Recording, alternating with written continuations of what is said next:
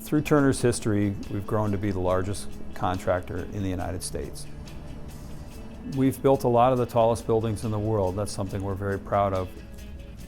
Turner's founded on teamwork, integrity, and commitment, and I think you really see that in the individuals that we work with. That's why I like coming to work every day. That's why I chose to work at Turner 10 years ago, and I think our clients see that from us, which is why we've got a lot of repeat business and a lot of repeat customers. We don't want surprises on a construction project. If you have a surprise, normally it means a schedule delay and a cost delay. So we're trying to build digitally first, and we're really trying to look for issues as part of our process before we get out into the field, and it costs a lot more money and schedule delays and everything like that.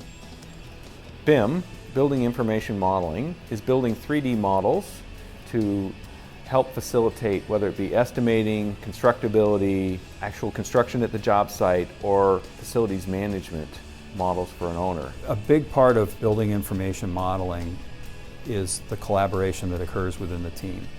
This collaboration is allowed to occur because of smart technologies and because of the software. When people walk into the iRoom, they kind of know that they're coming to a collaboration session. Whether that's collaborating in the same room by standing up in front of the room and marking up a smartboard, marking up our BIM model from the smartboard, or it's collaborating with someone 3,000 miles away across the country. You go into the BIM room to coordinate, to hold meetings, to collaborate with folks online via the Bridget server, and really just have a collaborative way of interacting with the project team.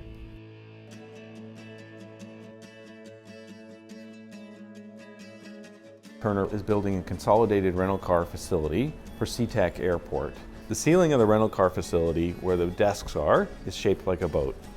And for the subcontractors to visualize where their work was going to fit in, there's skylights up in the ceiling, there is the fire protection lines, there's duct work, electrical, as well as some seismic restraints. People were having a hard time visualizing whether or not their work would actually fit into the ceiling.